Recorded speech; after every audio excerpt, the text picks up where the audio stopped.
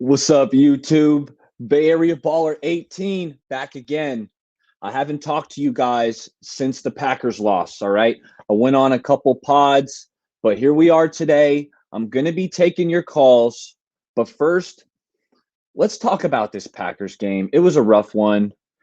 Got off to a slow start, right? 49ers came rumbling back, took the lead, and unfortunately, we just couldn't hold on to it. All right. So, instant reaction right after the game.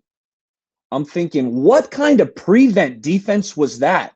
That was way too easy. 25-yard pass to Devontae Adams, and then another 17-yarder to Devontae, and they're in field goal range. It looked like we have never practiced prevent defense all of training camp. I don't know what that was. D'Amico, get in the lab. You got to get these guys prepared. It was clear they weren't prepared.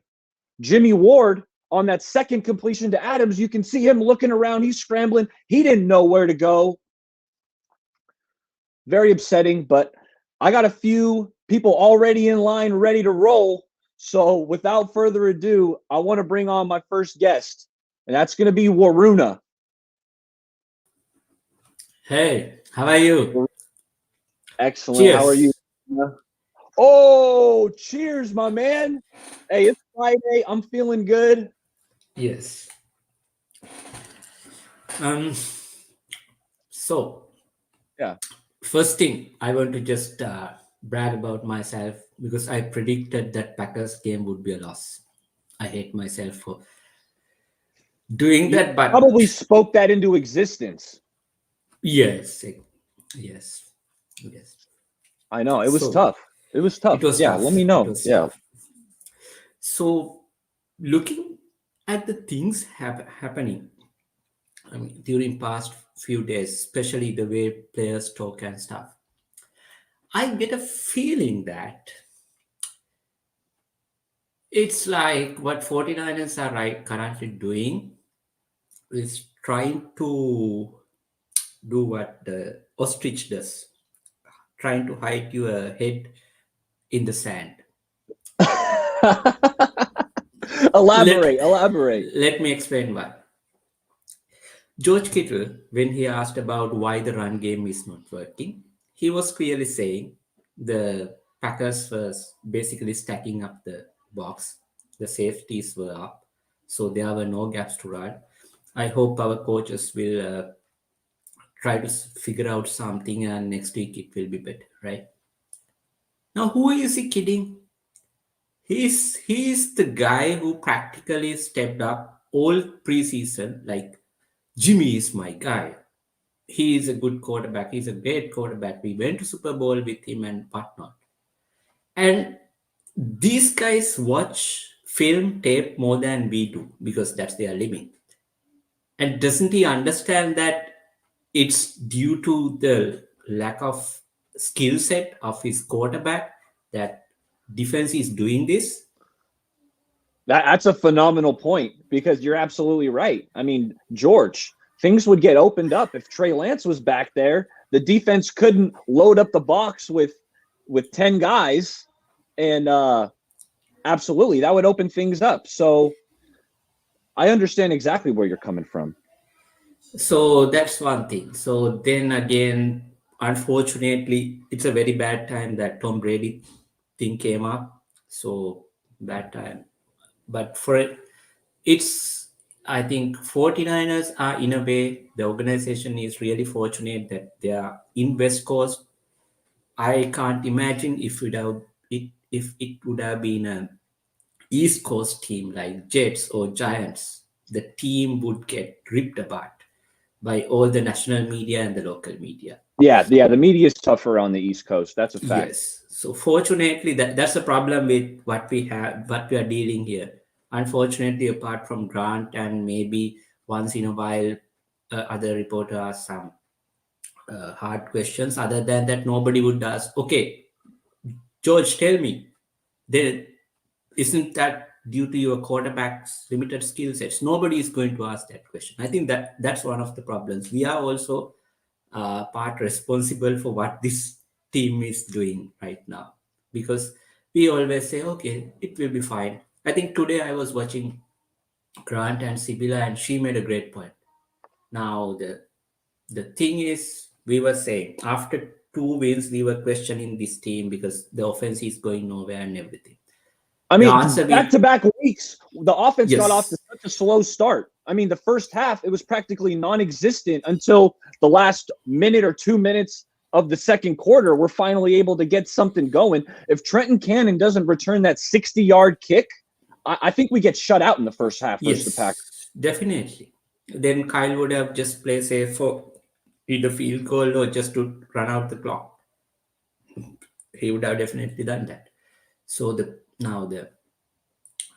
when that happens, when we question, everybody on Twitter was saying, relax, this team is 2-0. Why are you worrying like we have already lost 2 games? Okay, we said fine. Okay, this team is 2-0. Wins are wins, fine. Now after this one, oh, it's a close loss. If win is a win, then loss is a loss too. You have to accept that. And what Sibila said today was like,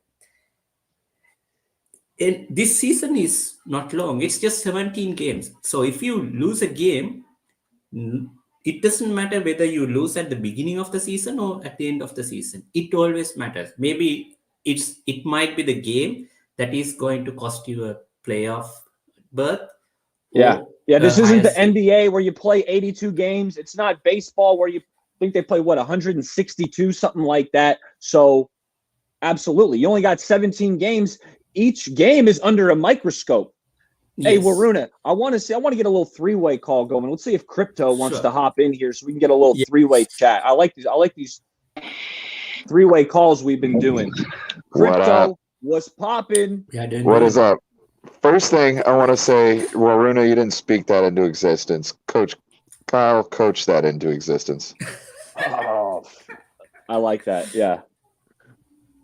Yeah. Hey, No, fellas, what I want to ask you guys is if we're playing the blame game, who are you putting the majority of the blame on for this loss against the Packers? I'm going with Kyle because he didn't rip the Band-Aid off and he didn't give us a good chance to really put defenses on their heels and make them have to worry about everybody on our offense. You know what I mean? You're going to stack the box on Jimmy. We can't. His short throws are going to be in double coverage, no matter where it is. In zone and all that good stuff. It's pitiful. And then you've even got the players like you were mentioning, Kittle. Explaining exactly what went wrong and why it went wrong, but they can't connect the dots that it's Jimmy because you're going to hurt your friend's emotions. And it's like we got you're there to play sports, not make friends.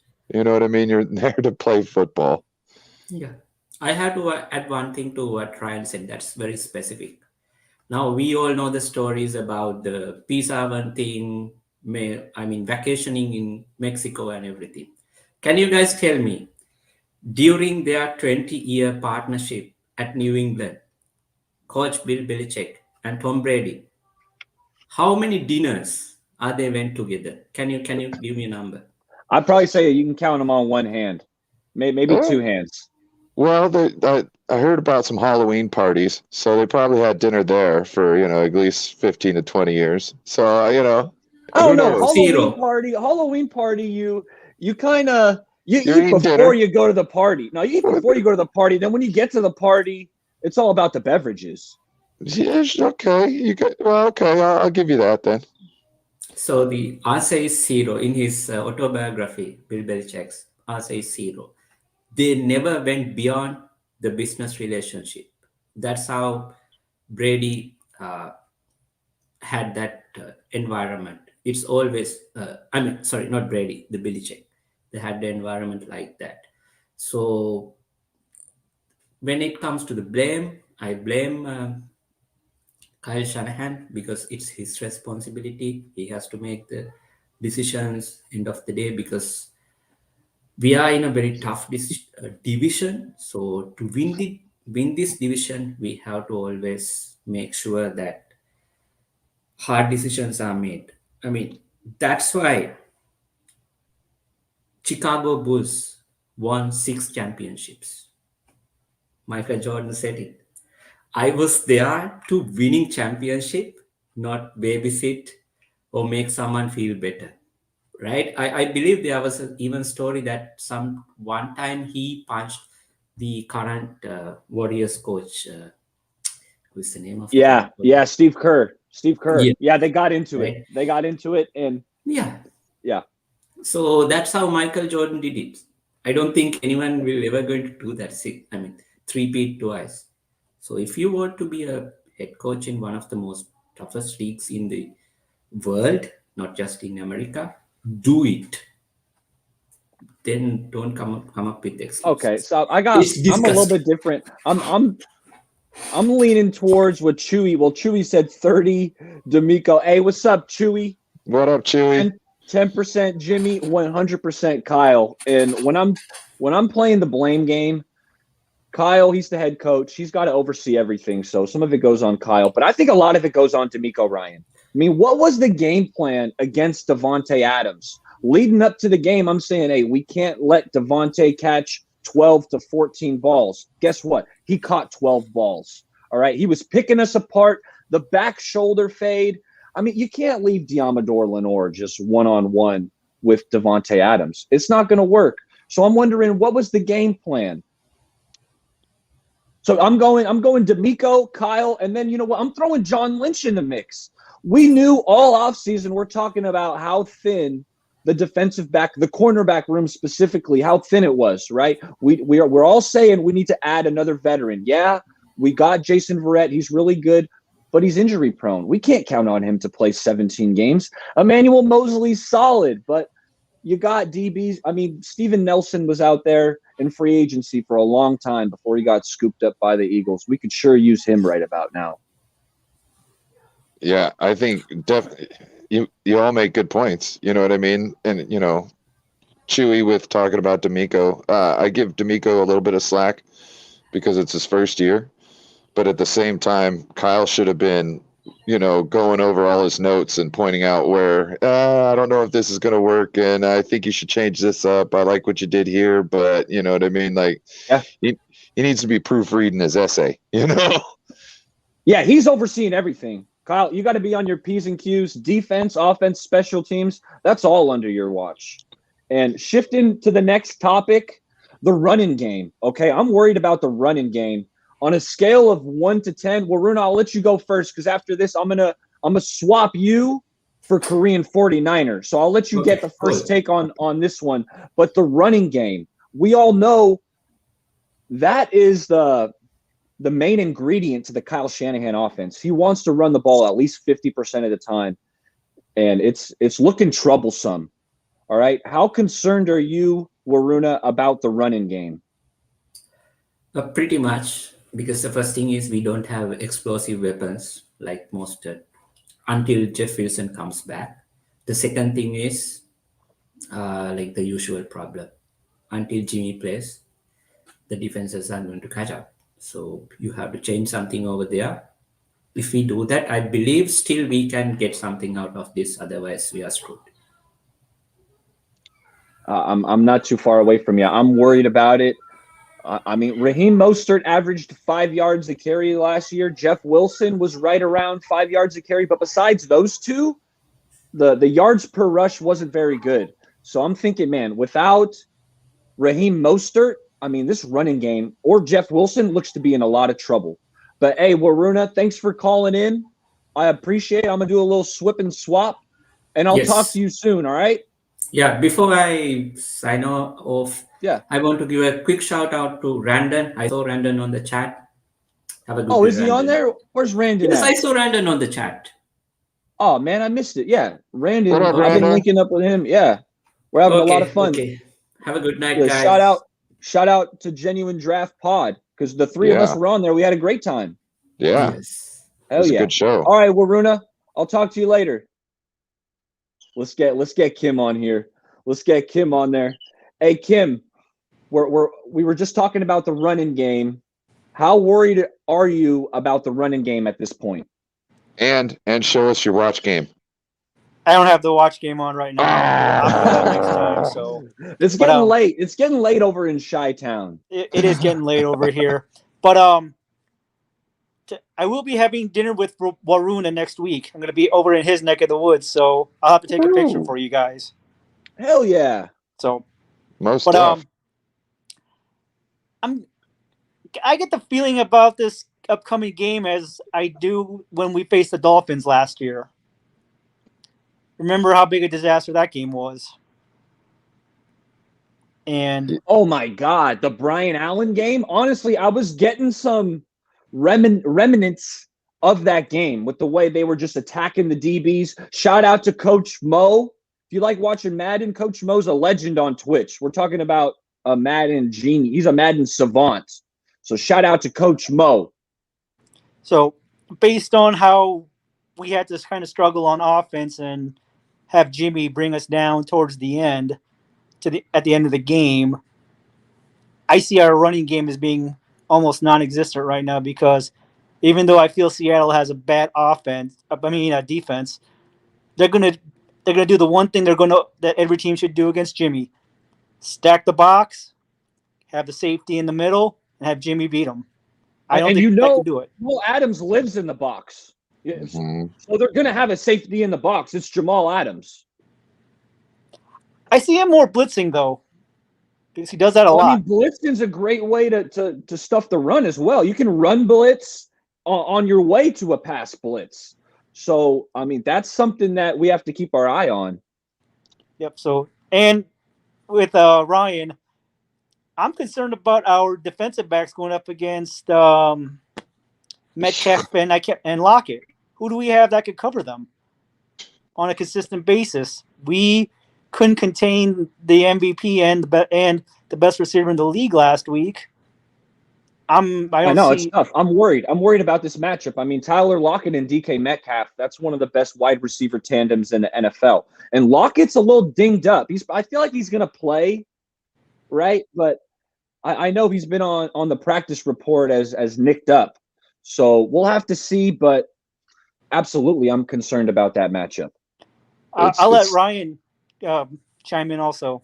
Yeah, it's not a good recipe for success with how our secondary is, and especially how they played last game, because you had Devontae Adams, and he's the big superstar on that team. Well, you got two superstars on the Seahawks team. You know what I mean?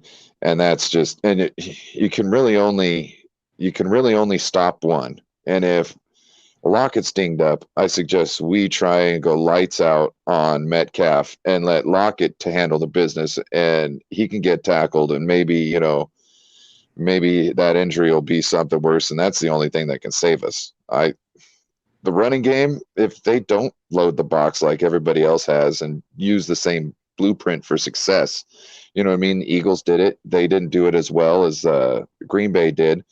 But, I mean, Green Bay just shut us out pretty much. You know what I mean? So if they can't just dissect their film and figure out what they're doing, I mean, they're pretty dumb. Also, our number one run blockers might be gone. Say that again. Kittle. The run. Kittle. Oh, yeah. Yeah, big Kittle. Man, I feel like he's going to play, though. I know he didn't practice today, or he was limited in practice.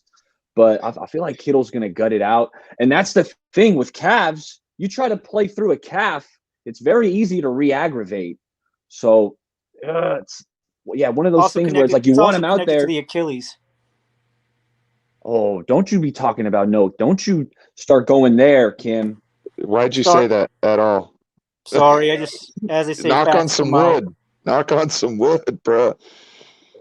No, so I have a feeling it's going to have to be an offensive game. All right. I feel like Russell is going to put some points on the board with those. I mean, Chris Carson's running the ball well. And when he's healthy, he's a good running back. So I have a feeling this game, I mean, it's going to be in the high 20s or in the 30s. I think if the Niners want to win this game, we got to put at least 30 points up on the board. I'd say so, because, it only takes a couple of plays for Russell to go down the field with those wide receivers. I mean, chunk plays. That's what they do in Seattle, man. They get those chunk plays. He'll hit you deep. Russell will break the pocket. That's another thing. We got to contain Russell as best you can. Easier said than done, But when he's breaking out of the pocket, that's where they're hitting a lot of these big plays. And that's when he finds Lockett. Him and Lockett have phenomenal chemistry when Russ breaks the pocket. This is another thing, too. We have to sustain drives in the first half to keep our defense on the sideline, because we can't ask them to play, 20 minutes out of 30, and expect them to be fresh and be able to stop people in the second half.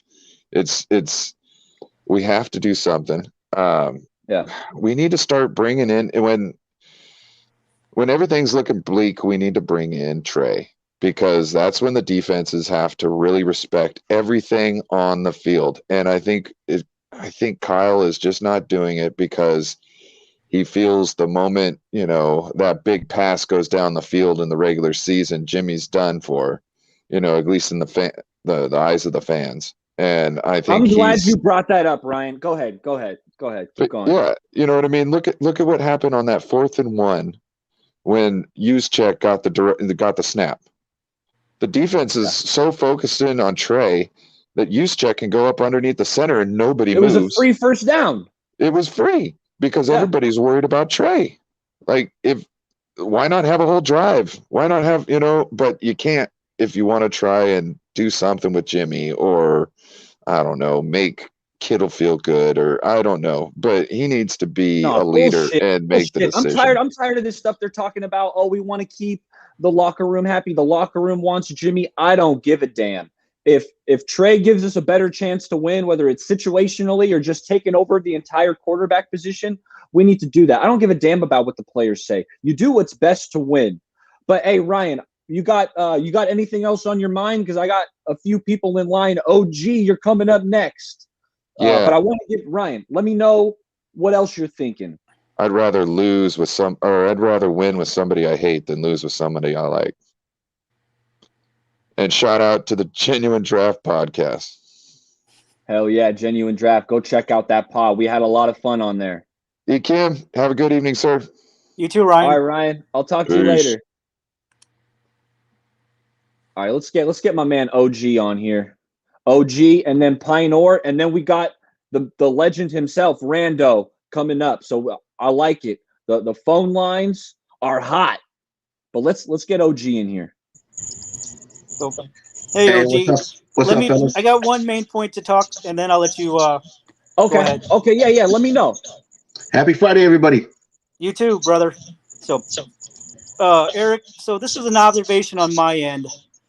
To me, Kyle has not progressed as coach in his tenure as the 49ers coach. To me, this year, if you're thinking that you're a contending team, you can't have two rookie coordinators, because we have Mike McDaniel as the offensive coordinator and D'Amico as the defensive coordinator. To me, that just leaves a lot of balls in the air, and you don't know how they're going to land at any point. I know what you mean. Yeah. Go ahead. Also, on that, when they scored that touchdown before, with I think 30-something seconds left on the clock, there were 12 seconds on the clock. Where is situational football at? Run the clock down. Actually, when we snapped that ball, I thought it was going to be a run. I thought we were running the ball, because exactly that. We don't want to give the ball back to A-Rod with enough time, regardless of if the Packers had no timeouts. Run that clock down. Why did we snap it at 12? But when we did, I thought it was going to be a run. Yeah. Also, when Jimmy Ward was confused on that, just before they gave up that second big chunk play on that last drive, the team still had timeouts. Why didn't you call a timeout and making sure everybody's on the same page, or make sure the call is correct? So that was the other thing that Jimmy really Ward running around. He doesn't know who to cover. Call the timeout. That's a great point, Kim. So I don't know what this team is doing. To me, this past offseason, you tell us that we're going to run to 2019 back.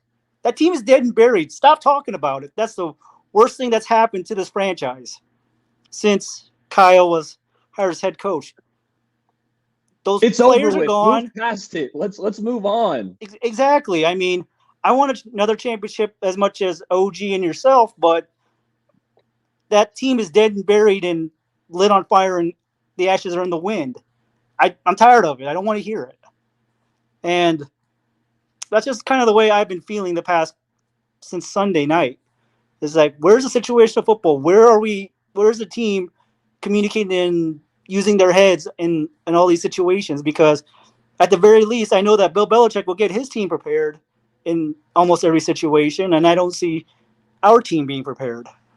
I'll tell you what, we were not prepared for the prevent defense. Absolutely. That was something clearly they did not work on enough. You got Fred Warner 5 yards away from the line of scrimmage on that first pass to Devontae, the 25-yard chunk that got him to the 50-yard line. It's like, Fred, back up, man. We can concede anything short. We'll give you something short. If they got a 10-yard chunk and a 10-yard chunk and a 10-yard chunk, I'm giving that to them all day long, because time's going to run out. There's not enough time for these little 10-yard plays. Exactly. And I don't know what we are thinking when we're not communicating and making sure we're doing the right calls. I mean, that's romper room stuff. So I agree with you. Tim, I appreciate you coming on, and I'm going to let you go. But again, you haven't missed one of these baller takes callers, and I appreciate that, Kim. I love your takes. You have a good night. All right. Thank you. You guys have a nice night and weekend. Talk to you soon. OG, what's popping? What's on your mind? Man, you guys keep talking about the last play before the field goal in that Packer-Niner game. Yeah. Man, let me give you an example of my experience. I played some safety short term in high school. Yeah. One of the things that we're taught to do to make sure everybody's lined up correctly, and if they're not, the coach wants you to call timeout right away. Call it. You can see Jimmy Ward is literally putting his arms up in the air like, I don't know what to do. Exactly. Now, did you notice closely he did this? I don't know if he was communicating this to Dante Johnson, but with his left arm, if you look, it's like quickly. He does this. Like, get over there. That has some kind of meaning. Absolutely. Every hand signal that they're doing means something. Now, this is the second game that the secondary has had bad communication. The other part was the Lions game where they had bad communication. Now, in that press conference with Kyle Shanahan, D'Amico Ryan, one of the things they said, and I think I tagged you in a tweet on this, is it was inside technique. Really? Because that was one horrible inside technique. Dante Johnson gets beat inside. Jimmy Ward gets beat inside. So that was one awful technique. Did anybody communicate that to Lenore? Because I don't know what he was doing. He was lost. Hufanga shouldn't have been. That was the easiest. We're talking about the last reception, right? To Devontae? Right. Yeah. That was so damn easy. Why the hell? I mean, that was embarrassing. I was so pissed off. Giamador Lenore just conceded a 17-yard pass and gave him a field goal. It's like, what the hell is going on? You know what, Bay Area? When I saw that what was going on, I threw down my hat. I literally slammed my hat to the floor, call timeout. What are you guys doing? But one thing, Rodgers was clever. He did a quick snap. So he was very clever at that. I mean, that's why he's a Hall of Famer, man. Yeah. I mean, how he just picked us apart? The back shoulder throws. And what did I say about on your show last week? What to look out for? Tell me again. The back shoulder pass. There it was. Absolutely. They went back to back right before halftime. They went back to back shoulders and went from the 50 down to the 10. Right. And then what makes it worse, you have Dante Johnson in there. What are you doing? I mean, I stopped drinking, but I literally want to go buy a beer. That's how stressed out I was. I know. Yeah. I know exactly where you're coming from. To follow, I forgot, I think one of your callers before with the glasses, I don't remember his name. One of the things that's my man Ryan. Yeah. Yeah. One of the things I expect in the Seattle game is for Moseley to go up against Metcalf. Now, history shows Moseley has done a good job on Metcalf. It's Lockett that gave us problems. Hey, OG, actually, over the summer, in the offseason, I did a film breakdown of Emmanuel Moseley versus DK Metcalf. And it was 3 games. It was a 3-game sample size. all of their one-on-one matchups, and Moseley actually played Metcalf pretty well, in my opinion. Yes. He got beat. He got beat one time for a long touchdown, but even then, the coverage was pretty tight. And that was the game in Seattle. So if anyone wants to watch Moseley on Metcalf, go back into my previous videos, Emmanuel Moseley breakdown, and it'll pop up. But what I'm expecting, and I'm hoping he played as Kirkpatrick. Here's why I like Kirkpatrick. Mentally, he can get to Metcalf. He can frustrate him. Go back to when he played for the Cardinals last year. Go back to that Cardinals Seahawks thing. He frustrated him so big time that Metcalf got into a little scuffle with him, because that's how frustrated he got on Kirkpatrick. So take a look at that game. But I'm hoping he plays, but I'm also hoping Davante Harris will play, because I think he'll be a good matchup against Lockett. You've been hyping up Davante Harris. You're giving me some optimism. I like that. What do you like about Harris? Here's what I like about Harris. Let's start at the line of scrimmage. Very disciplined. He doesn't overstep. He's not over the aggressive. He times his jam. And then the other part is he's always locked on hip to hip, which means he's always in perfect position to make a play on the ball, whether to knock down the ball or intercept it. He's always in position. And I also like the explosiveness. What I mean by that is when the ball's in the air, not only does he go attack the ball, he's explosive at it. He explodes to the ball. And I love that he's a sure tackler. Yeah. And I watched highlights on just to make sure I was getting my things right. And sure enough, I like his technique. It's a lot better than Ambry Thomas. And everybody who says Thomas needs to play, no, don't do it. Because basically we're checking out for the season if he plays. Man, I know he has not looked good. And actually, when we drafted Ambry Thomas, or just after the draft, I did a recap, kind of analyzing the picks and whatnot. And the Ambry Thomas pick was the one that I was the lowest on. I mean, he opted out last year, but even the tape that I was watching, he gave up a lot of big plays. Right. And he's more of a tools guy, right? When you draft him, it's like a projection that you want to coach him up, because he's 6 feet, he's got some size, he's got some speed.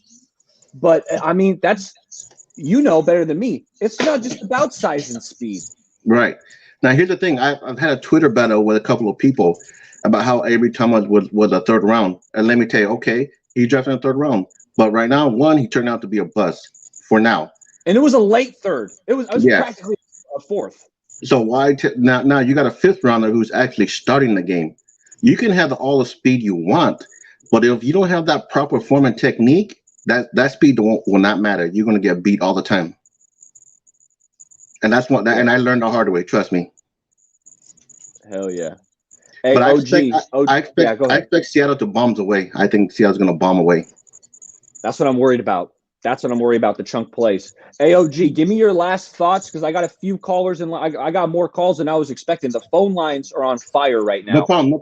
I'm going to bring my prediction right now. Yeah. I'm going to make my prediction right now. 49ers 31, Seattle 24. I love it. That'd be great. And we're going to need to score 30, 31 points, something like that, to get this win, because as we know, Russell Wilson, man, that guy's a baller. 14-4 against the Niners in his tenure. The X factor are going to be the edge rushers. The edge rushers? Don't overrun Russell Wilson. So you want to contain him. You'd rather have these guys contain him as opposed to rush into upfield. Then you get these alleys that make it easy for him to escape. Yes. Yeah. I'm with you. All right, OG. I'm gonna get to Pine Or, and then I got Chewy. And it's going down. I know you're a big fan of Chewy. So am I. Oh yeah, definitely. Chewy's my man. Hell yeah. All right, OG. Have a good night. All right, you too. Oh, you know what? I'm gonna get these guys dual action. 3-way. Oh, that's the way you want it. This is how I want it. What's up, Pine Or? What's up? What's up, guys? What's up, Chewy? We finally get to talk. I know, Pino, you're hitting me up in the chats everywhere, man. Come on. What's up, boy? I did this. Let's get the smoke. Now it comes back to me that Pine Or kind of goes at Chewy a little bit. It's all friendly banter. We're all family. We know that. Hey, Niners for life. We're all in it together. Hell yeah. Oh, this is beautiful. What a great idea. I love it. I love it. We need more of this. You want to break this off, or you want me to go first? It's up to you. But no, Pinor, when you come on, man, you steal the show.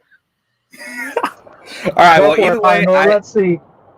okay. So, in my opinion, I think that okay. So, I believe we're gonna lose this game.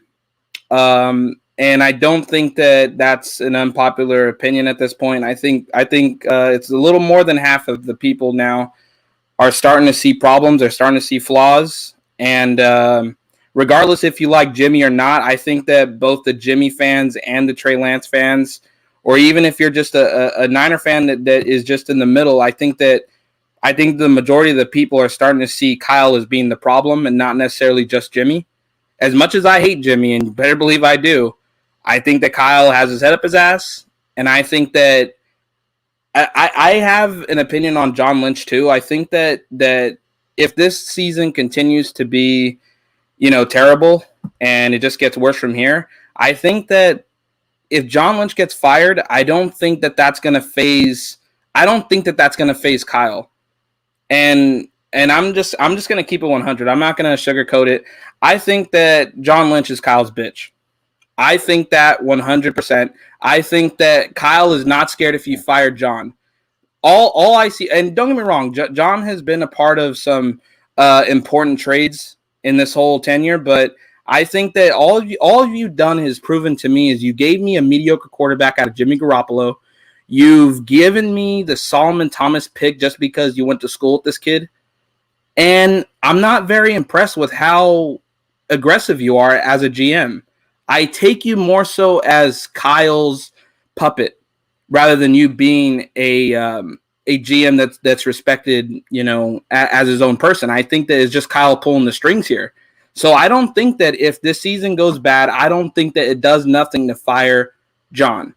I think that if anything, Peters would have to go to show a more of an important step forward to showing Kyle how important he's supposed to take his job.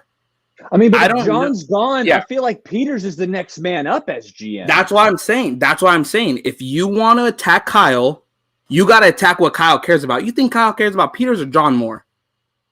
That's what I'm saying. Yeah, I don't know. I'm not in there. I think that Kyle thinks that Peters is more important. I think that Kyle did hand pick John Lynch to be the GM because exactly. Jed York hired Kyle Shanahan, and Kyle then got to have a say in who the GM was going to be. Yes, but I believe that Kyle picked John because in the beginning of the new regime, Jed York specifically said that he wants the head coach and the GM to see eye to eye and to work together.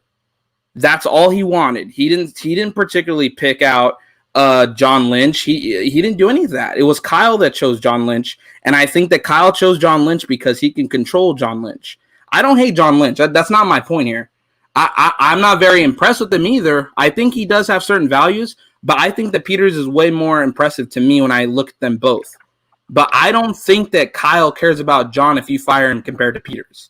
But that might be a hot take to some people, and you could say your point. Go ahead and call him on this show, and you tell me your reasons why John is so impressive to you.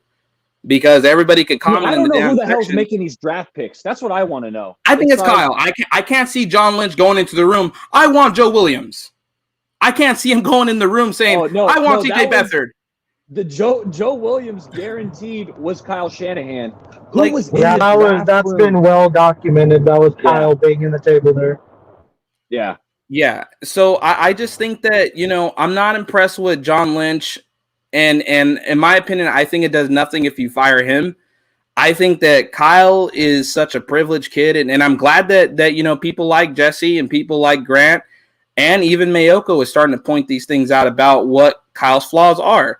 And I think that even though, me and Chewy could be, thinking different about Jimmy, and that's a different argument, but I think that no matter what, I would assume that Chewy thinks that Kyle isn't very impressive right now. I mean, I don't know. Chewy, what do you think? Do you think Kyle's doing a good job? Yeah, I think Kyle at this point, he's like an average coach at best, maybe slightly below average. The guy has a losing record. What is he, 33-37 as a coach for the 49ers? So I'm with you, Pinor. You were kind of hitting it nail on the head there at the end. Hold on real quick. We're driving here, and somebody wants to say hi. I don't know if you could see her here. Alejandro, what's going on? Hello. Hey, I hope you guys had I don't a hate your guy. wonderful time out here in the Bay Area. I know you guys had a stream yesterday, and I had to do a pod, so I missed that one. But if you're in here, make sure you subscribe to Chewy and Alejandra because they're doing a lot of good stuff also on their channel.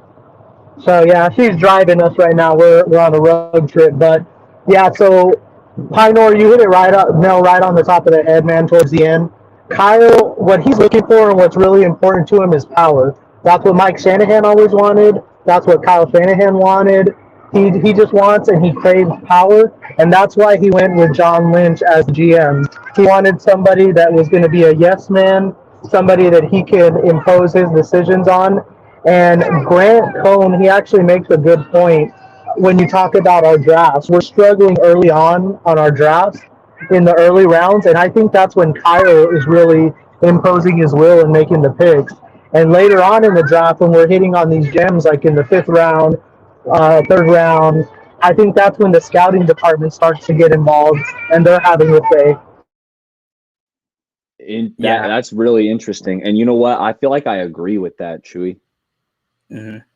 Yeah, I can't argue there. Pinor, while I got you here, because I got 2 49ers fans they're on different ends of the spectrum concerning Jimmy G. Okay, so through 3 games, Pinor, how would you rate? Let's put a number on it. Let's say 1 through 10. How would you rate Jimmy Garoppolo's performance? If like Patrick Mahomes and the elite quarterbacks are a 10. And Zach Wilson looks like probably the worst quarterback as of right now. I still love Zach Wilson. I think he's going to be good, but he's playing terrible. All right, if he's a 1, where is Jimmy at on that scale? I put Jimmy personally, I put him at a light 6. And everybody can get mad at me all they want, but look at the numbers. No, that's higher than I thought you were going to go, Pinor. That's higher than I thought. I'll respect him because it's not completely him that's the problem. And I had to say that on Jack's channel, and I'll say it again. It's not completely his fault. I think he's a mediocre quarterback, and it's not realistic to ask him to do certain things that I expect a 49er quarterback to do, given the fact of our history. But I can't blame him for being here. That's Kyle's fault. And as much as I can hate him, it's not his fault that he's here. Listen, Jimmy's performance to me, it's mediocre because they know how to figure him out now. Go look at the film. They're putting 8 in the box. They know that you just take the middle of the field, and he can't throw on the outside. The only team that didn't get the memo was the Lions. Check down. The Lions didn't get the memo that all you have to do is cover the middle of the field because they let Debo catch multiple balls over the middle, and obviously that underthrown sideline pass. But the Lions were the only ones that didn't get the memo that you take away the middle of the field and the run game, and 49ers offense is in trouble. Hey guys, I'm gonna drop off the call real quick. We got some crying situation here in the car. Pinor, man, you killed it today. Bay Area, thanks for having me on, man. We'll let you get somebody else on the call here. Hey, Chewy, you're the man. I'll talk to you soon. All right. Oh, I'll talk to you soon too. I love you. Peace out, guys. All right. Bye, Mamacita. That's so funny. I totally forgot about you and Chewy's back and forth. You light ass. You know damn well. hey, it's fine, dude. Hey, if I'm in an argument, I'll get in the argument. But I mean, I think Chewy. Just how Justin said, he's a champ. He can take a shot. I got you. 1 minute, Mike. 1 minute, and I'm getting the man Michael Miller on the stream. But I got to get a one-on-one with Pinor for a minute, man. Okay, you go for it. Yeah. No. Okay, it's me and you, Pinor. Hey, Pinor. Mm-hmm. So versus Seattle, I got your prediction, and you had a loss, right? Hell yeah, I had a loss. It's 34-24. Yeah. That's how I put it. Damn. I don't believe in our secondary as much as someone could be optimistic about this team. I'm not going to go ahead and believe butterflies. I mean, I'm just not. I'm not going to believe in people telling me that we could play it this way, we could play it that way. Well, that's you. That's not how the Niners are going to play it. The Niners have their head up their ass right now, and I don't believe that this team is ready to beat Seattle. You know what? And I actually have a question for you also. Last week, I asked you, is this a Super Bowl contending team? You said yes. Do you still feel that way?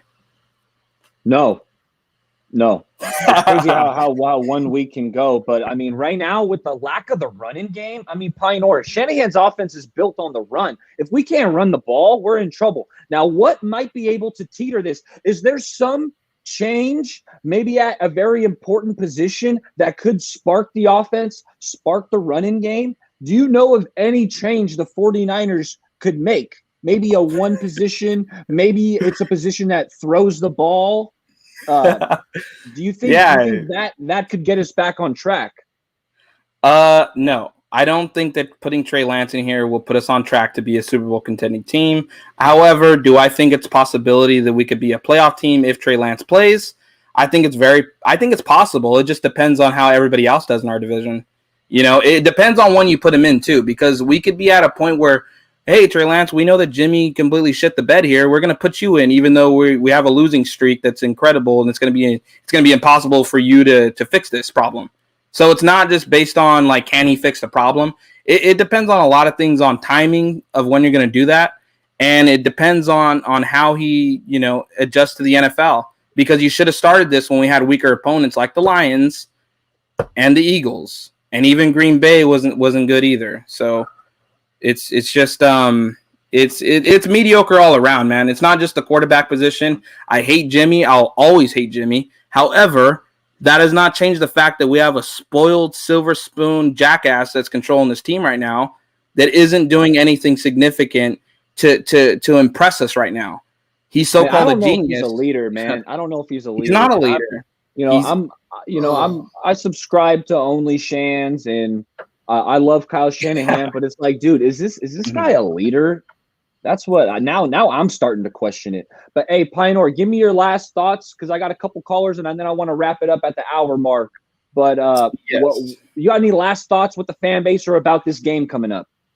I can't really think of anything off the top of my head, so I don't want to waste your time. All I can say is, people get ready for an ass whooping, and please hold Kyle Shanahan, to the forefront. And start to point the finger at his ass instead of everything else. He's the reason why Alex Mack is crap being here and everything. The line is trash because of Kyle. Kyle shouldn't have kept Jimmy here, and he's trash. Kyle's run game scheme has been figured out already.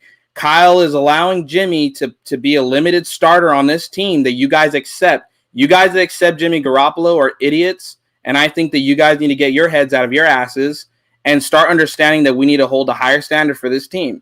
At every fucking position, and especially quarterback, and especially the head coaching position. And that's all I have to say. Barry Baller, you have a great night. Michael Miller. By the way, you're 100% correct. Kyle's got his head up his ass, and he thinks he's better than everybody else. Okay, yeah. Miller might be your biggest fan, Pioneer. But hey, I'll talk to you next time, right? Oh, yep. You guys have a great night. Label. He is Michael Miller. This is a first. How come you're not in my 49er Fans for Life group? No, I am. Oh, you are? You never say nothing. I was in there hot. When I first started this YouTube endeavor, man, I was posting in there, but I feel like I wasn't getting a lot of love. Post your YouTube stuff in there when you're going live and ask me to pin it to the top. You'll get more traffic. That's how Grant what I gotta do. That's how Grant it's a tough group in there, man. 10,000 people. One time I posted, my cone phone. I cut out the cone phone and I put it on there, and you should have seen it was, oh, we hate Grant Cohn. We're not gonna watch that. And I was like, oh my God, that's the last time I'm referencing Grant Cohn in there. But the more you hate it, the more you grow. I know. You'd think I know that. I am the most hated person in Niner world. But yet I got 120,000 people in the group. Hey, Michael, and you know what? In your own group, correct me if I'm wrong, but I see your own people in the group going at you. Yeah. And the more they hate me, the more it's growing. Because you know what? They hate the truth. They hate facts.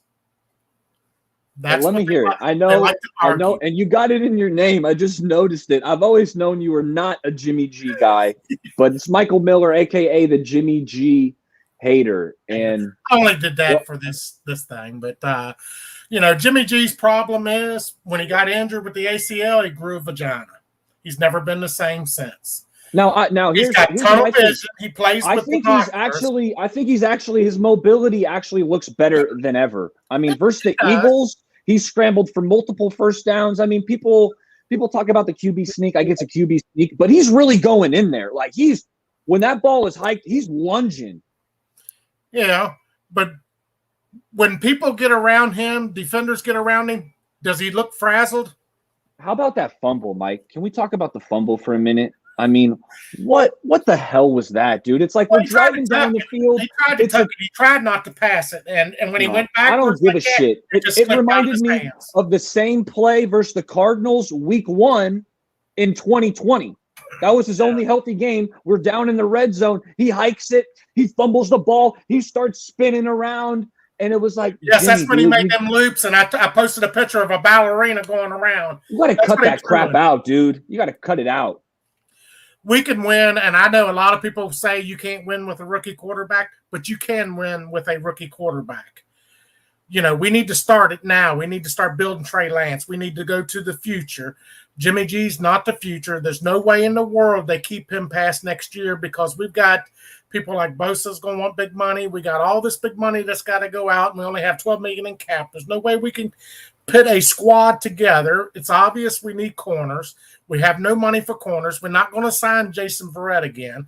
Obviously, they got to know. I don't know how smart John is or whatever, but they got to know you can't sign Verrett again. You know, it's just too injury prone there. You got K1 that's always injured. Well, honestly, if we could get Verrett back at like the minimum, I'm not giving him any more than the minimum. I'd probably do it. And the same thing with Raheem Mostert. Guarantee he's going to be on the field. I know, but I mean, shit, he'd be our best corner if he was. And if it's 2.5 mil, I mean, I think it's worth a shot. But Raheem Mostert, absolutely, I would absolutely give Raheem Mostert one more shot because it's clear he's the most dynamic running back in this offense when he's on the field. Where you at? You don't want to give Raheem another shot? You'd rather see Eli Mitchell and Jermichael. I like Eli Mitchell, and I like. Man, Eli Mitchell can't hold Raheem Mostert's jockstrap when he's healthy. Now, obviously, that caveat means a lot.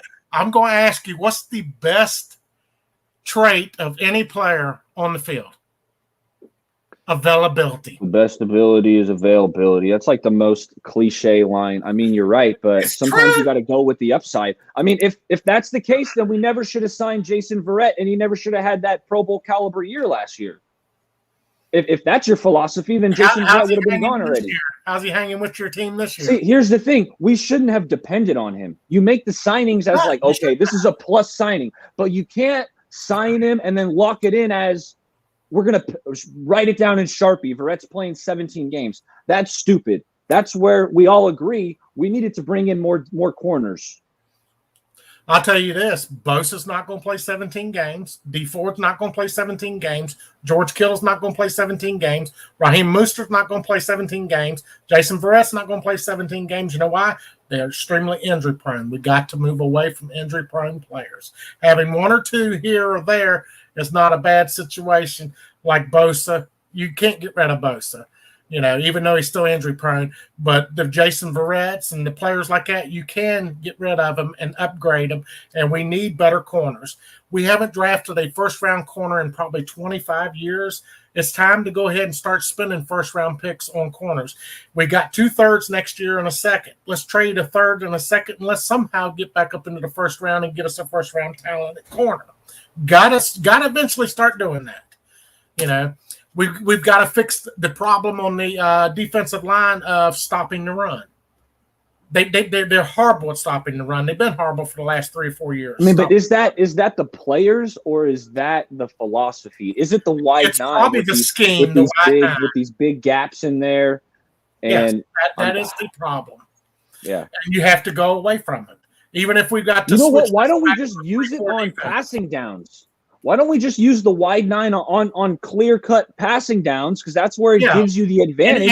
Anything 10 yards or out, do that. Yeah. But if you got 2 yards to go, you need to stack the box. And what's his name was right. They are stacking the box on Jimmy. There is exactly 7 to 9 players at the line of scrimmage or within 5 yards of it every play now. They're stacking it. They know Jimmy G cannot throw outside the hash marks. He's playing with a scope. Is how he's playing. That's and all. We've known it for years, but now opposing teams are finally catching on. Load the box, cover the middle of the field, and you're going to make Jimmy's life hell. But You know how to make Kyle change and move on to Trey Lance. Everybody that's going to the game, boo the hell out of Jimmy G until they bench him. You got 80,000 people booing. They're going to listen. Coaches pull. I remember. What I don't want to see though is you remember when after we traded for Jimmy Garoppolo, he was here for a few weeks, and we were still starting. I believe it was Beathard because Gabbert. Jimmy was still learning. Or was it Gabbert? Gabbert? He was still Gabbert. learning the offense. And when Beathard got hurt, and then the fans started cheering because they knew it was going to be Jimmy. That's something I don't want to see, but. I know where you're coming from. They did it last weekend when Trey came in, the stadium erupted. No, that was a fact. Yeah, you could hear that on the broadcast. But let's pivot real quick because I got a special guest after you, but I want to talk. I want to get the hit on the Seahawks before I get you out of here. What are you predicting for this game on Sunday between the Niners and the Seahawks? Gonna get our ass whooped just like the previous guest. It's coming. I don't see him. I don't see it happening. Jimmy, they're just too good. They're just going to destroy. But they're 1-2. I mean, they're 1-2 right now. So can we say that they're that good? That defense is not good for the Seahawks. They have a bad. They own him. You know, there's no way in the world Seattle is going to be 1-3. There's no way in the world they're going to be 1-3. Russell Wilson's just too good, and we're going to get last 3 games in a row. We're going to get back-to-back losses with Arizona being next. It's coming. And he's going to be forced because then they're going to be calling for our head coach's job, Cal's job, if we lose 2 in a row. There is no other choice. Well, I would say before they call for Shanahan's job, he has an ace in his back pocket, and that's Trey Lance. So it's like before you can call for Shanahan's job, you got to see what he can do with the kid. And when we're talking – I'm hearing a lot, okay, you know what, rookie quarterbacks, yeah, they've looked bad. Zach Wilson, Trevor Lawrence aren't looking good. But when you have a mobile aspect, look what Kyle Shanahan did with RG3 in 2012. That team won 10 games and was nowhere near as talented as this San Francisco 49ers roster. Well, the Jets don't have no O-line. They got no wide receivers, no running backs, no tight ends. They got nobody to help him. They're one of the worst teams in the leagues. They drafted because they're the worst team in the league who they got. Jacksonville's the same thing. They have nobody around him. He's going to struggle. And the other one, Mac Jones, you know, he's going to be up and down. They're going to win 7, 8, 9 games with him. They will win that many with Mac Jones. He's not that bad. Trey Lance is walking into a silver spoon. We've got all the talent in the world around him. It's just you got to play. And Kyle Shanahan and them had this ideal, and I think John Lynch talked him into it. Let's play Jimmy, and let's do whatever we can to get a first-round pick for him, and it just ain't going to happen. We're not getting squat for Jimmy. They're going to be cutting him next year. That's it. I've been saying that all off season. It felt like no one was listening. They're saying, before the draft, let's trade him to the Patriots. If we would have did that months earlier before the draft, we could have got something from him. But when they got Mac Jones sitting there, they're not giving squat up for Jimmy. See, I don't even think anyone wanted Jimmy G at his price with his injury history. I think even before the draft, I was thinking maybe a third, but you know, I'm thinking maybe a 5th or 6th, and you got to eat some of the contract. Hey, but Mike, thanks for coming on. I'm getting close to that hour mark. Do you have any last thoughts? Yes. John Lynch does have to go because he's the world's worst drafter. Anytime you are sitting at the second pick and you take a Solomon Thomas, it's obvious that you do not know how to draft. I'm out. That's embarrassing. Yeah, that's a good way to end it. So, all right, Mike. All right, man. My last call of the day. I'm so excited. Shardal, what's going down? I have some questions about what Michael Miller just said. I'm appalled by all the comments he just made. Which one? Calling Jimmy G the most disrespectful player. All the things that Michael Miller just said. those are really offensive, and I don't really like what he said. Because he said Jimmy G I is the didn't. worst Yeah, football player. That's not true. I mean, he does that's have not true. some. He does Yeah. have some flaws, right? I mean, every quarterback has a couple of flaws that make them not the great quarterback, but you don't have to point out their flaws right in front of a Niner fan, you know? Yeah, you know what? I think Because it's okay. he's Fair pointing game. out the I point flaws, out their like, flaws. but I I don't. point out the flaws too, though. That's what we do. We judge how they play and what they do good and what they do bad. So I think But that's fair game. but I like Jimmy G, and I don't like somebody just saying that like always throwing shade on Jimmy G, like he's the worst player, because like that doesn't make me feel good. I mean, can't you say good things about Jimmy G rather than putting the guy down? I mean, don't you have any good things to say about him rather than just keep on demotivating him and saying bad things about him just to ruin his self confidence? Basically, just saying all these bad things about him. I mean, you gotta have some I mean, positive things to say. I say some bad things about Things. Jimmy, about how he can't throw the deep ball. I mean, there's just certain things that Jimmy doesn't do well. He's not terrible. Jimmy's all right, but I'm tired of all right, Chardall. I want to have a phenomenal, a really good quarterback. So that's where I'm like, Jimmy's just I want to upgrade, and that's what I'm hoping Trey Lance is. To me, when you think of Jimmy G, to me, I think like people were always comparing it to Brian Hoyer, saying he was the worst quarterback and they had to trade him. Would you say Jimmy Garoppolo is compared to Brian Hoyer? On Jimmy Brian Garoppolo is Hoyer. better than Brian Hoyer. Brian Hoyer. He's better. Jimmy is better than Brian Hoyer. I like Jimmy G, and I hate when fans of Jimmy Garoppolo hate him so much, and they burn his jersey. They get all like rageful and they start burning the jersey and getting doing all that. I don't like that. I don't like that nonsense, right? Because people always do that, right? People always burn the jersey with the match because they hate him in a fire. They throw the jersey in a fire and burn it. Yeah, I'm not a fan Yeah. of that. I don't burn jerseys. No, but why They're do too but expensive. no, but people do that. Have you seen like when people hate a player, like people always burn his jersey into the I mean, I fire got into the 3 Kevin fire? Durant jerseys. I loved Kevin Durant when he was on the Warriors. And when he left to go to the Brooklyn Nets, was I disappointed? Was I hurt? Yes. But I'm not going to burn his jersey because I remember he had some positive contributions to this team. I have some players that I don't burn. Like I have a Steven Jackson jersey, a Baron Davis jersey, all these players from We Believe. And I don't burn them at all. Like, that's how close I am. Like if I have a video game and Steven Jackson is in it and Baron Davis is in it, I asked my parents that I don't want to I don't want to give that video game away because it has We No. Believe in it. Why would you want to That's trade a probably video like game NBA with Live, have like 2K7? No, which have 2K6? We Believe in Yeah. it? Why would you want to give that away, right? That doesn't make any sense. I mean, it has the We Believe team in it, man. It has the Yeah, iconic We Monte Believe Ellis, team. Andres Biedrins. Why would you want to give that game away, right?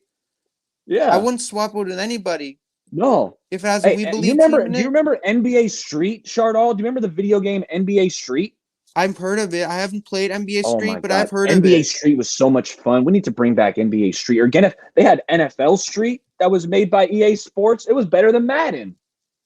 I've heard of NBA Street, but haven't played it. How is it the most iconic like basketball game It of all really time? is. It really is. Yeah, it is. Hey, Chardall, what are you thinking about the Seahawks game coming up? Because I've had more Niners fans come onto this show today and tell me that the Niners are going to lose than we've had ever before on any of these Baller Takes callers. I don't agree with that because stop the negativity. Just end the negativity. Like I don't want to hear Niners are going to lose. Niners are the worst. I don't want to hear that. Just don't worry about the Seahawks. Just focus on playing a good game of football. Don't worry about what the Seahawks say. Just focus on playing, a good game of football, clean game of football. That's it.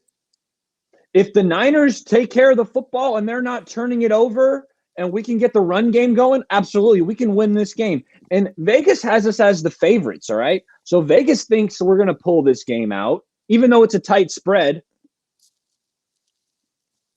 So it's the same. It's the same to me and Kaepernick, because I have a Colin Kaepernick jersey in my room, And I don't care if I wear it and people throw tomatoes at me or people throw something at me. I don't care.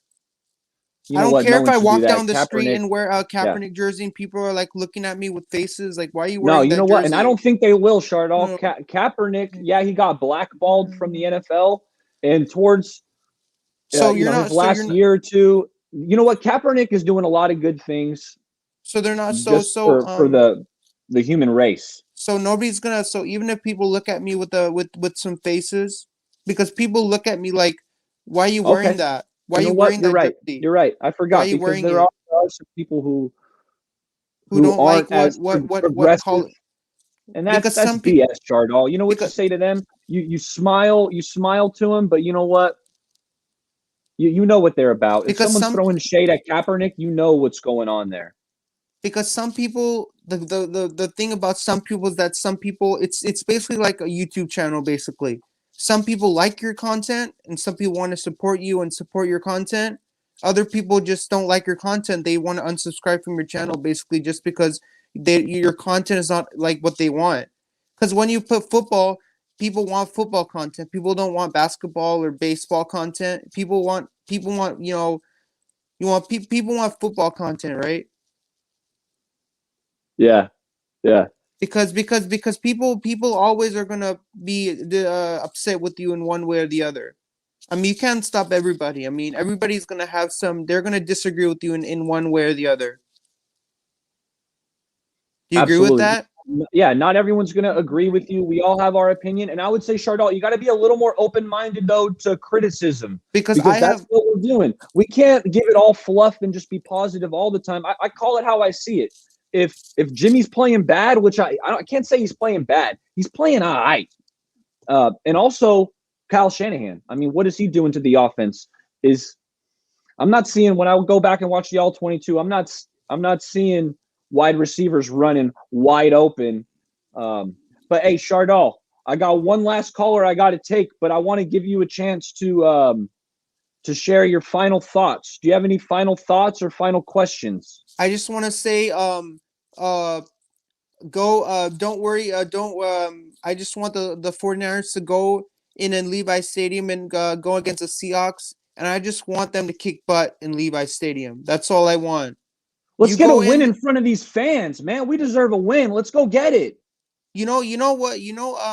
What's this the Seahawks and 49ers game? It kind of reminds me of when we played Arkansas, because I go to San Jose State and we played Arkansas in college football. To me, it's Seahawks are like Arkansas fans and 49ers are like San Jose State fans. Like San Jose State football. I can kind of think, because Seahawks fans are so like rowdy. Yeah. So I would compare them like Arkansas fans, basically. Like, who won, San Jose State or Arkansas? We beat Arkansas. Hell yeah. Go San Jose State. That's what's up. I don't like Arkansas. Hell no. Screw Arkansas. All right, Chardall. Hey, nice talking. Hey, shout out your channel, man. We got a few people watching, man. Hey, you got to shout out to my channel. It's SGA Sports Talk. Make sure to subscribe to it. I need as many subscribers as I can get. I'm trying to get subscribers up. I'm trying to get at least 1,000 so I can start getting monetized, start getting money from my channel. Me and you both, bro. I need to get monetized, man. I need to start getting that monetization, man. Get that moolah, baby. Get that moolah. Cheddar. All right, Chardall. Hey, we're gonna get there, man. Yeah, I'm on that path too. Yeah, I'm on that path to 1K. I don't know when I'm gonna get to 1K, but I think I'm eventually. You and I are gonna get there one day. So you gotta keep that up. SGA Sports Talk. Go subscribe. All right, Chardall. I'll talk to you soon. All right. Hey, it was nice talking to you too, Barry Baller. I hope you have a great day. You too. I thought that was the last call, and then Coach showed up. And when Coach shows up, man, Coach, please tell me what the hell was going on with that prevent defense. Like, what the F is that? I don't think it was prevent. It was just quarters, and then it should have been prevent. Why not play 3 deep man? That's what I run in Madden all the time. It gets the job done. I'm going 3 deep man. I'm only going to rush 3. And if Aaron wants to hold, at least the clock is ticking while he's holding that ball. I like two-man. I like to two-man under and double. Okay, you're right. Yeah. I would literally double. Apparently, it wasn't a double, but I would double Devontae Adams because Devontae Adams pretty much hurt We you. didn't even have one guy on him on that second catch, Coach.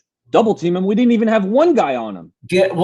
Right, because Lenore was playing it almost like a soft zone, and I think I was on with Grant earlier. I think what happened is, in that situation, he thinks that, okay, well, I can give up some ground and I don't have to, I don't want to get beat deep, but like you don't want him running free either, right? Like, so you can't let him just run and take the middle of the field, and that's it's part of the problem, like in the end of the game, in that the 2-minute mindset where you think like, oh, let's play soft, and you just get into that mindset, and then him just being a rookie and playing too soft and not actually understanding what he can and can't give up is,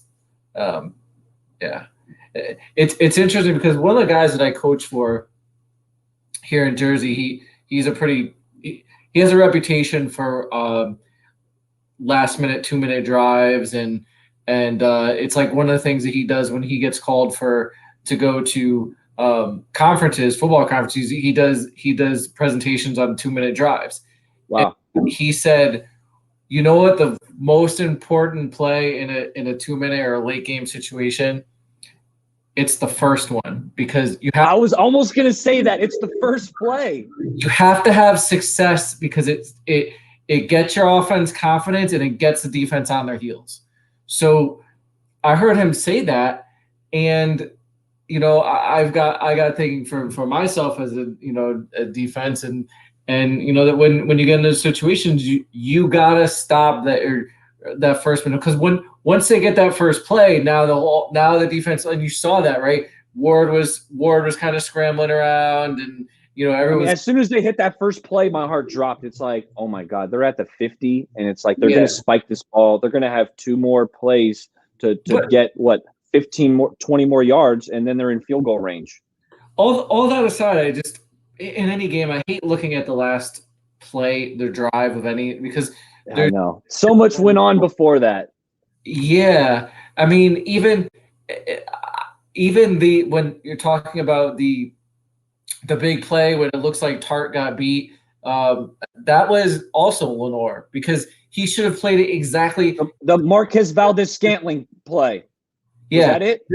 Yeah, it was the same concept that Jair got his pick on, because when he had no work, he zoned off his quarter and then he found work. I mean, Jimmy's ball is easier ball to pick off than Rodgers, because Rodgers can sail it deeper, right? But what Lenoir should have done is when they saw there was no work in that quarter and his man went in, all right, Ward's going to take him. Now I'm going to zone off and go deep. If you think about it, if you're running quarters and they run a 7 cut to that side, which is a corner route, he would be responsible for that. It's the same thing. That deep post, it's essentially it's a corner route to your side. So that was his fault. You know what? I was wondering about that, because on that big play, you see Tart chasing him, and it makes you think like, oh man, Tart must have blown that coverage. So I like that nugget. Ward. I don't think it was Ward. I think Ward is responsible for the man coming in. Because if you look at it, if you think about the zone coverage, you want to take the routes where you have the leverage on. Ward has leverage on that in cut, right? So he should take the in cut, and then the corner has to zone off, because otherwise, what's the corner doing? He's just going to sit there and do nothing, right? Because the number one receiver, I think it was Adams, ran like I think it was a dig or a dig or a curl, and he can't really play that. He can't play that because he's outside, so he's got to zone off his quarter. Exactly what Jair did and got a pick. And that's why I didn't put that pick on Jimmy. I put that one on Kyle, because you got to have a route over there to occupy Jair. Phenomenal play. I don't think Kyle thought Jair could get there, but he did. Well, the Dwelly was open. I know, but that was a little check down, little. That to me that wasn't really open, right? Like to me that wasn't open. Like I mean, if Jair doesn't make that play, it is open. But he did. I mean, I mean that's because a route wasn't occupying him. If Ayuk, who ran an in cut, if he runs that post or that corner route that you're talking about, Jair can't sink off it, and I think Kittle is open. It's a common concept. It's dig post, and then it's not. I mean, you're looking for the big shot, and there was a man underneath it. It was Dwelly. So, and it was right in his vision, so he could look and he can look at it and say, "Oh, it's not there. Look, what's in front of me." Let me tell you, Coach. I guarantee you, Kyle said, you get this look, you do this, you take the shot. I guarantee you, because Kyle, we've heard it before. He will go in and say, look, when we get this look, this is going to be a touchdown. And that was probably what went on there, just that we didn't get the result we wanted. When that happened, I thought to myself, if Lance was in, he can probably make that throw, or B, he probably would find Dwelly open. Because he does do a good job of seeing the field. But who knows? I mean, hey, Coach, while I got you, I want to pick your brain about what you're seeing from DeMeco Ryans' defense as a whole. All right, how do you think he's doing through his first 3 games? I see him doing some. I see Jimmy Ward blitzing a little bit more. He has 2 or 3 blitzes a game. Miller's ripping Tart. I don't think that was Tart on that. I mean, Tart, Mark Valdez-Scantling super fast. So, and he had the leverage on Tart on that play. And not only is, if you look at it, it was a 3-man rush.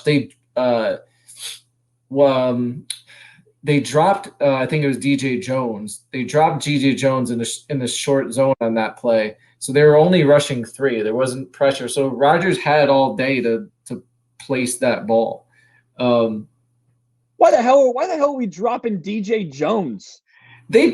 Salah did it last year too. I mean, they drop a defensive tackle. It's a zone. They're trying to drop 8 into it's actually, I mean, on the shot play, that's actually a good call, but it just wasn't played right. I mean, what is DJ Jones going to do in coverage? Hold the quarterback's read. I mean, what is any defensive tackle going to do in coverage? I mean, really, like that's why you don't drop him in coverage.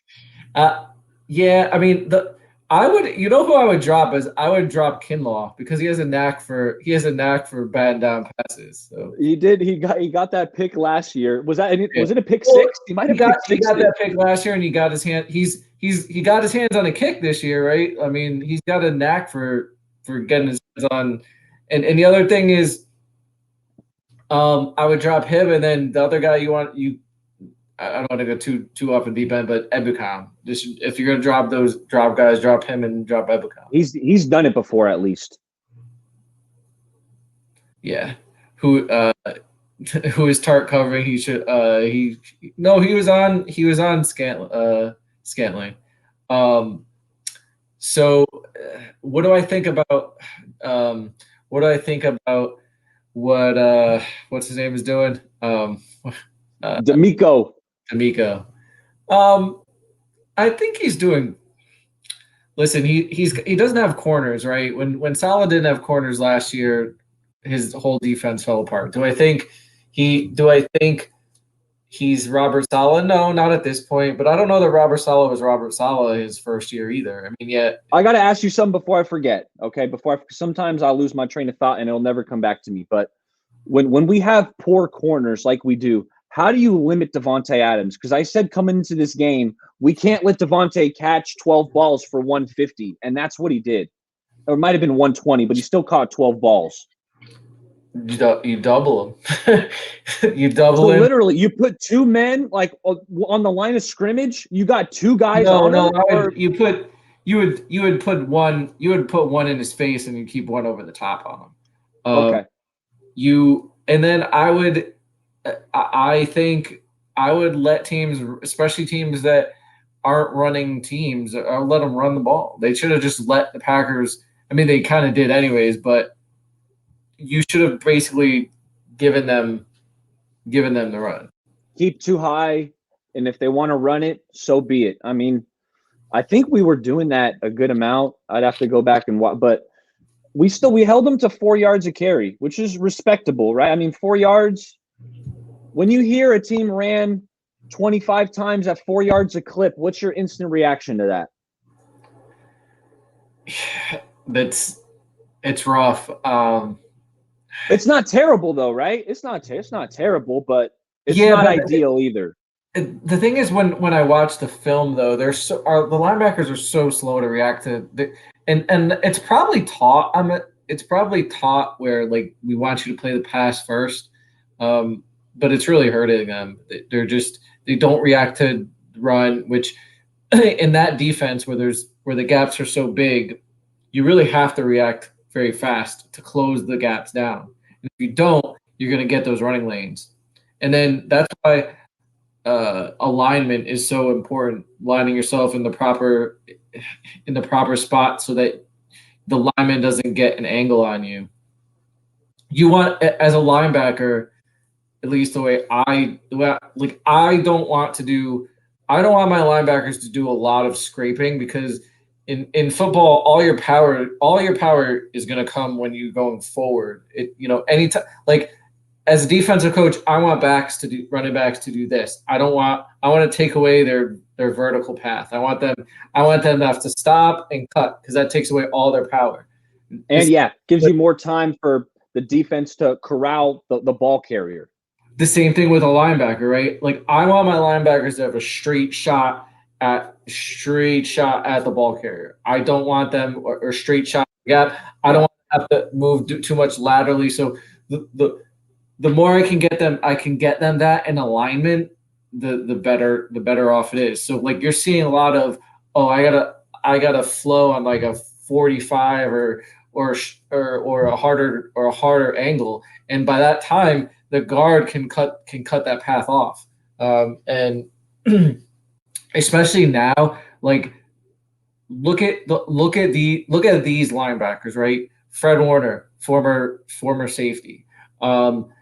Dre Greenlaw was a linebacker, but he's undersized. Now you got Marcel Harris, former safety. Like, these guys aren't built to take on guards. Flanagan Fowles is another former safety. Yeah, they're not built to take on guards. So you gotta use movement and quickness, and that's where I think they gotta be in position to take the gap and to hit it straight on rather than scraping.